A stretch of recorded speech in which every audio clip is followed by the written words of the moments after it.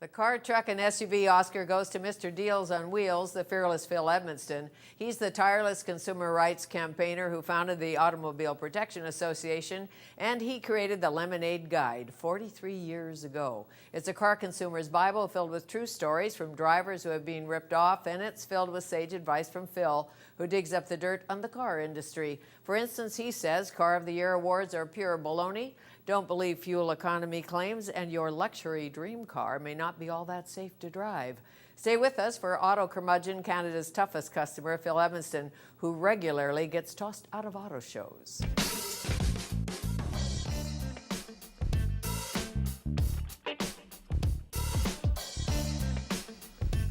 It's good to be here with you today and with my feisty pal, Phil Edmonston. He is a former U.S. infantry medic, a television reporter, syndicated newspaper columnist, open-line radio host, Canadian politician, and continuing rabble-rouser. He and his team put together a yearly book filled with the facts the car industry buries and some car consumers and car columnists ignore. For 43 some years, Lemonade has been called the most trusted auto guide. Hi. Hi, nice to see you again. Nice to be here. We're nudging 2 million copies sold, but that's over 43 years. But it's been a hell of a ride. I tell you, it's, wow. When I started, it was my Mustang, all equipped you could get for about, in the late 60s, for about $3,500, $4,000. Now you can't get anything for that amount of money. And everything has a chip or something in it, or a gadget, heated seats, all of that. My 49 Dodge did not have heated seats. Well, you're lucky, because I get a lot of people who tell me about having burnt butts from heated seats because they go bad over the years, honestly. And this, not the butts, but the seats. Right. The sensors just become defective, and they'll overheat, and people have actually complained of being burned. But you've got to watch the car industry, because really, a lot of bizarre things. We were talking about fuel figures that you cannot really trust. I mean, if you look at the mile per gallon fuel figures, it's like the liberal budget figures. You know, you don't really know what's true and not true. Sure, I get that. So it's kind of take away about 10%, 15%, and that's the true mileage you can probably expect. Okay, but we humans know when we have a hot butt. My question is, can you not turn it off or get out of the car? You can turn it off, but by that time, because we underestimate what damage or what the burn was, and it's dangerous enough that they've been recalled, most of them, of these cases. There is one with Volkswagen which they fixed them, and now they have to fix them again because the fix didn't work very well. But these are the weird things, like with Dodge with their Ram trucks. They just recalled as a result of some of Lemonade, but just a lot of media pressure. When the trucks, these are huge trucks, they would go over a pothole. Normally you would have a little bit of shimmy, you know, this happens with the steering and the suspension. With them, they had what the owners were calling the death wobble, in the sense that it would be so severe that you would have a hard time controlling the vehicle. 9 years it took Chrysler, or Dodge in this instance, to finally admit that they had this problem and recall the vehicle. And that's what burns my butt. Okay. Every year you have these crazy things happening, and the car companies say, oh, not me, not me. So then you go to your newest campaign, Canada Needs a Lemon Law. Let's start at the beginning. How do you define a lemon? A vehicle that doesn't perform according to its advertisement, a vehicle that is unsafe or hasn't been fixed after 3 tries. And this is all the American states have lemon law legislation. And it's 3 tries, 3 strikes, and you're out. If under warranty, it's not fixed. Or that means that they have to replace the vehicle or give you your money back. Right. Less depreciation. All right, that's fair enough.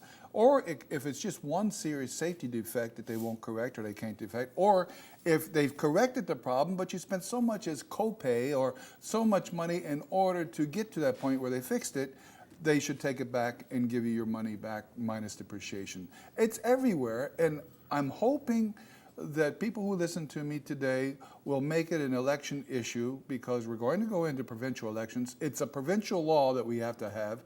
I'm making the same request of listeners as I did 20 years ago or so when I met with Mike Harcourt and said, look, we really do need class actions.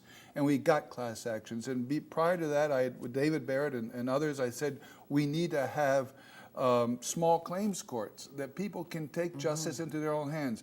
This is my third campaign, and I think it's going to cap all the others, and that's, let's have lemon laws. It's just common sense. Who's resisting it?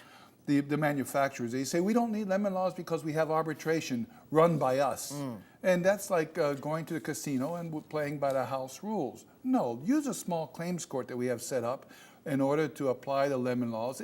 Look, the first lemon law proposal was made by a conservative in the Ontario government a decade ago, and the parliament there was pro-rogue in the sense that they had to stop, they had to recess for elections, and it never went further. And in the meantime, I, who bought the lemon, get bounced between the dealer and the car maker. Well, it's not only back that. And forth. Yeah, it's back. Yeah, and delay and extra expense. But you know, in 43 years of writing the lemonade guides, I found something really. I was thinking about this morning, that what is worse when you have a car with problems is you are treated in a kind of degrading way, particularly if you're a woman. You're talked down to, or you talk like a juvenile. Well, I've been with ladies who have actually gone, they say, I want Phil with me. And reluctantly, I'm being dragged along. And it's amazing how, like a juvenile, they say, well, you know, we couldn't duplicate your problem. Or when was the last time you changed your oil? Or perhaps you drive it too fast or too slow. Or perhaps you're imagining this. And a lemon law just removes this. 3 work orders, and they're for the same thing, and the problem still exists. That's it. Yes, many females deal with, are you sure? Oh, yeah. From the car dealer, you say, am I sure?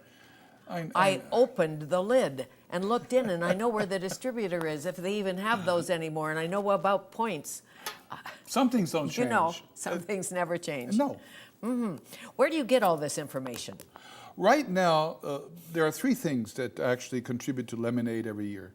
Reader feedback, and I get a lot of feedback from readers in open line shows and all that, because all this I do about a month. I'm on the road every year, and I find dealers give me a lot of information on other companies or other dealers because they think there's unfair advertising or there are problems with these other vehicles. But also, I subscribe to all the service bulletins. I know what the problems are that the manufacturers tell the dealers and how they have these secret warranties or warranty extensions. Right. And third, there are a lot of defect reports on the Lemonade, I call it Lemonade site, but it's called safercar.gov. And it has, let's just say you're curious about a Ford Focus, the 2001. You go to safercar.gov and you are going to see thousands of complaints from people written by them about that particular year, just that year and that model. And then you can say, I don't think so. Or you can say, like with a Mini, or actually with the Miata, which has so few complaints, the Miata, that, hey, maybe I'll buy a Miata because all they've got is a few electrical problems over the past 10 years or 5 years. Right. And you know what to do. And Lemonade makes a summary of all those problems so that you know it before going into it. What makes a good car good? Yeah, reliability, and really this year it's crashworthiness that I'm really concerned with, not because I'm getting older, but because I've received a lot of testimony or a lot of anecdotal evidence from people who read my book who have said, you know, I bought the vehicle because you made a big deal of the side crashworthiness, the side, or the new category, the rollover and the roof support, the roof protection. And I had an accident and that saved me, or my son or my daughter had that accident. And I didn't think much about that before. I just put this down and I said, well, let's include these crashworthiness because there's at least 5 or 6 areas. And sure enough, I thought about this, that how burdensome, how tragic it would be if you were to give your daughter or your son or your wife a vehicle. And one of the most, as we get older, or young people as well, the most frequent accident is what they call a T-boner, where you go into traffic and you just want to turn into that side and you misjudge the speed of the oncoming cars. They hit you on the side, and it's more often than not, it's a fatality. And if you just had a vehicle that had superior crashworthiness, and some do, it's not a question of how much you spend. That doesn't show you crashworthiness. You have to have the stats. You have to look at it because they vary. And almost like wine, some vintages are better than others. Better than others. But do that so you don't get that call in the night and say, maybe I could have gotten a better vehicle. Mm-hmm. And today we deal with distracted drivers. Apparently now you can, or you will be able to buy Google glasses, so your computer will be in the right-hand corner of your glasses. You're driving down the road and getting an email in your glasses. What hypocrisy. I have enough problems trying to adjust the temperature, okay? But this is amazing because now they're also 4G as far as the internet. They're making cars like computers because that maximizes the more little goodies that you put on these cars, and we're looking at the electronics now. That's a big deal this year, electronics. The more that we put electronics in vehicles, the more that they become unreliable. The more, but Ford's had that problem this year. They went from number 4 as far as reliability to about number 27. They're climbing back up now, but they were having computer systems that would talk back at you, you know, like Space Odyssey 2001. Don't connect me, how? Yes. It's weird. And or they tell you how to park. Oh, yeah. How to parallel park. A little voice tells you how to parallel park or where you are. And it takes, in my mind, our brains out of locked-in mode. That's right. You know, you can't say focus. somebody else is doing this, so I don't have to. And if you have it sounding set ancient? up, no, but if it's Bluetooth and you have it set up where you don't have to do anything with your hands, that doesn't matter because it's your mind which is preoccupied. And it's just because there's such hypocrisy in the industry talking about safety. But if you look at it, the real safety advances, airbags, had to be pushed on the industry by people like Nader and myself because they were laughing at airbags. But now the average vehicle has 8 airbags to protect people. It's true. And you worked with Nader, as I recall. Yeah. What did you Tough learn guy. from him? What I didn't learn. First of all, Ralph doesn't have a sense of humor. He is very serious all the time. And Ralph didn't make it in his election, and I did make it in mine to become a member of Parliament and from Quebec. That was interesting. But I learned, I think, Nader, the question of integrity. Car companies, when you first start out, 43 years ago, they sue you. And if they lose their lawsuits, in this case, Nissan and Honda sued me for about $2.5 million each. They lost. But the thing was, That's good after for that, you. Wow, God, but it was scary. But it was. I had a good lawyer. But the thing is that afterwards, they don't try to scare you any longer. They do this. Phil, you know, if you really wanted to make a mark in life with us, and we believe really in what you say, we would like to hire you as our public relations person. You're dead. Anytime you accept that. And a lot of people from media, consumer reporters and others, they go over into that and they burn themselves out within a year and they're worth nothing. They come back, they're tainted.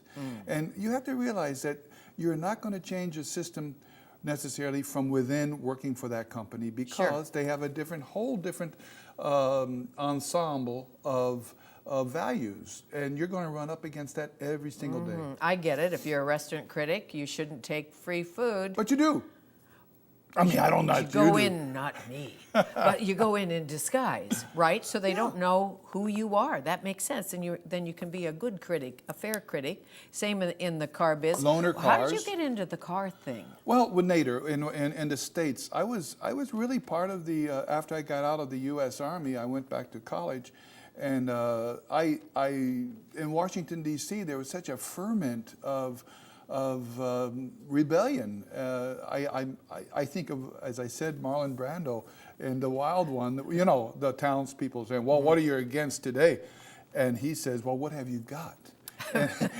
and that's what it is. Right, but I know you're not a car nut. I mean, you say you're not a car nut. I don't like cars. I don't think cars are really. I think that I would love to see British Columbia, the government say, for natural gas, we're going to make a Canadian car that will run on natural gas and we'll sell natural gas, and that's it. Okay, so for you, a car is really like a washing machine. It's an appliance. Gets you from A to B. What do you drive? I drive a 2007 Hyundai Tucson. Of course you do. It's the car for people who really don't like to have a car. It's okay. And you say in this new lemonade that used cars are worth more than ever before. And when we come back, we'll ask Phil why that is.